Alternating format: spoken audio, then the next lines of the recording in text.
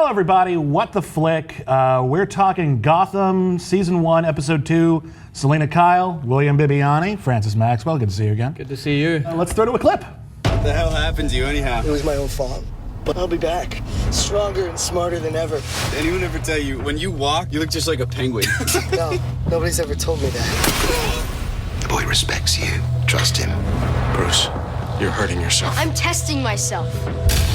This is Gotham. You don't bend, you'll get broke. I'm gonna do what's right. I'm so righteous. Not long since you put a man in the river. You're just a little sinner like the rest of us. So I don't know about you, but I thought the second episode of Gotham was like already a big step downward from the pilot. Absolutely. Yeah. This episode, a lot of things.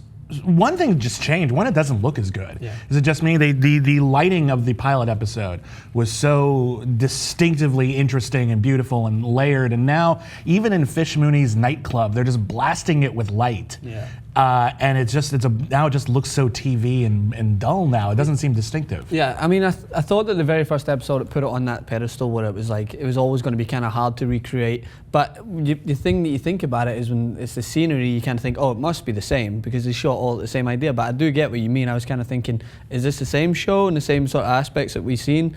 That was one thing that surprised me the most. What disappointed me the most probably throughout was that I felt like they packed too much into one show. Like, I thought they'd done that in the first episode, but when to do it in the second episode, when you're kind of, this is your mission statement now, you kind of need to set what the show is going to be about. And I felt like they just packed far too much into the one episode. As much as it was good talking points, I just felt that I was a little overwhelmed. And the structure seemed kind of off. This episode's called Selina Kyle. Yeah. She's barely in it until the second half. Yeah. Before that, it's mostly a procedural. Frank Whaley and Lily Taylor are minions of the Dollmaker.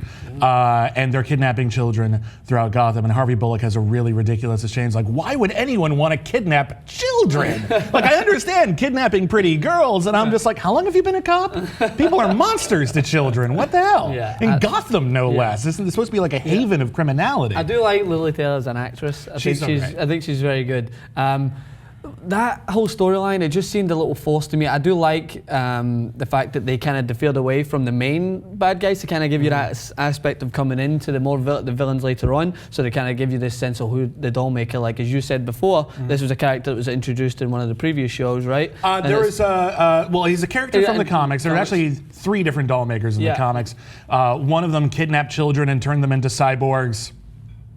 Another one sort of turned people into human dolls, took off their face, put it back on. It's really crazy and gross. And that version showed up in Arrow, played by a great actor named Michael Eklund. But that's not the character we're seeing here. That's a different continuity, and also I believe that one died. Yeah, so. it was this. I came up with when I was thinking about those shows. When as soon as they said the Dollmaker, the first thing that came into my head a little bit when I seen this episode was Smallville. You know that way you kind of introduced to a new bad guy straight away. Monster of the week. Yeah, Monster of the Week, and then it's going to round up the same, like in Smallville, they go back to the farm and everyone's happily ever after. Yeah. But in this, I was hoping they would stick more to more what we knew. I liked the start of it, had it being grossed with the Cobblepot, anyway, that those guys picked him up, and next minute they just slashes one of their throats. I thought that was a hilarious scene because they're like joke around, like me and a couple of my buds are sitting here, next minute one of them calls him Penguin, slash, he's done. That was a little ridiculous for me though, because they say in the episode, Jim Gordon's wife or fiance says to him, it's been like a couple of weeks since the cause. She doesn't know what happened, but it's been a couple of weeks since the pilot episode. Yeah. In that amount of time, the Penguin only managed to get 9 miles away from Gotham. Yeah. You see him walking past a sign that says Gotham, 9 miles. I'm like, I don't care how slow he walks. He would have gotten 9 miles in a couple of weeks. Yeah, you know, there's a lot of little weird details. People's eye lines seemed off.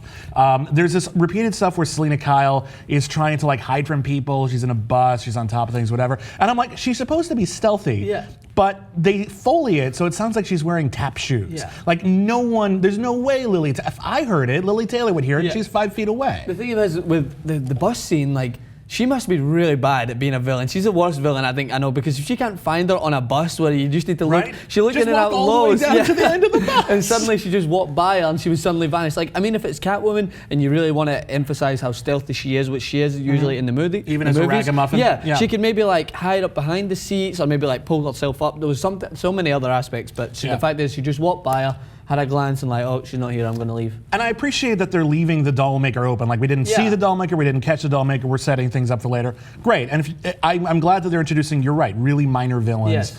So that we're not just waiting for the Joker to show up. You want to introduce a Dollmaker early, fine, I don't give a crap. But we don't see what happens to Frank Whaley. Did you notice that? I had no idea what happened. I just was kind of left open. Jim Gordon comes in, you know, Lily Taylor, got her. There's Selina Kyle, okay. Follow through? What happened? Did we find Frank Whaley? Did the other kids get kidnapped? What the hell? No idea. No idea. A lot of loose ends. A lot of loose ends of this. If I'm to touch on the positive of the episode, I thought that hands down the best scene was the scene between Fish Mooney and Caramel Falcone, or Falcone as maybe someone says it, in the restaurant. I thought that in the club. I thought that was fantastic, the way he walked in, and it gave me that sort of old school gangster feel to it, where he walks in and he kind of is all nice to her, holds her hand, and then next minute the guy's getting the shit kicked out. That is in the old back. school mafia writing, and that's good. And I kind of wish we had more of that. Yeah, absolutely. Honestly, I feel like, because again, that is the narrative I think most people have come to accept about Gotham City, is that it was an old school mafia, organized crime city until Batman showed up. And the show really has got to figure out its focus. I think, because they keep trying to incorporate Bruce Wayne. Oh no, he saw Lawrence of Arabia, and now he's trying to burn his hand, and he doesn't give a crap anymore. And Jim Gordon's got to tell him what orphans need because he's rich. That's what I mean. Yeah, because there's so many you go from Bruce Wayne testing his fear, and then that's going to bring up, there's going to be people out there who outrageously will make this concept. They're going to be like, oh, he's testing his Batman instincts already, he's testing himself, his limits. No, he's going to like go out into the night as a 12-year-old. Yeah, he's just a kid who's struggling with his parents being killed, and he's just trying to figure out how to deal with it. But then you go from that storyline, and suddenly, the Riddler pops up again. And then you're going back to Cobblepot. I just didn't know where the idea of the episode was going, and you're correct. I feel like they should have focused more on sort of the fish money. Jada Pinkett Smith has this aspect of her actress where she can capture you in one scene, and I thought in that one scene with Falcone, I was like, give me more of this. Just give me more of this sort of idea, because the way she was so angry, like at what he was doing and beating up, I guess it was her lover at one point, or her exercise partner, as it's called. Yeah, they introduce him for one scene and then say, oh, and incidentally, he was important to her. Yeah, this Milo Ventimiglia looking dude.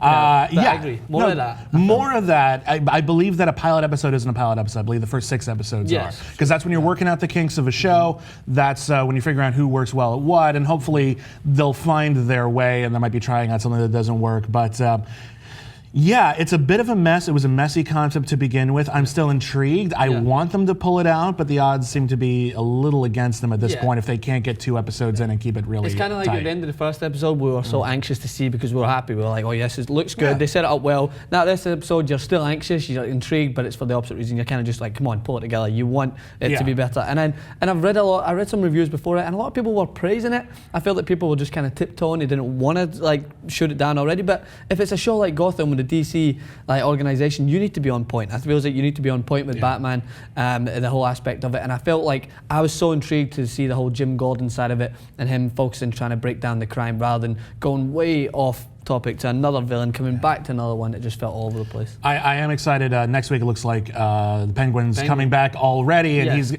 that's a storyline I like, is the Penguin rising to power, going from snitch and stool pigeon to rising through the ranks. That I want that. That sounds exciting to Can me. we just talk about like the Penguin character as a whole? I felt that this is one of the best interpretations of the Penguin I think I've seen. Like Danny DeVito, it was more grotesque than anything else. It wasn't like a villain. He actually was like a penguin. Not just the way he walked, but the way he would just eat raw fish constantly. He was never like that in the comics. He was an erudite gentleman. Exactly. He was a gentleman, and then you go to the older renditions of it, where it's the guy with the sort of Monopoly guy. They portrayed him in the older renditions.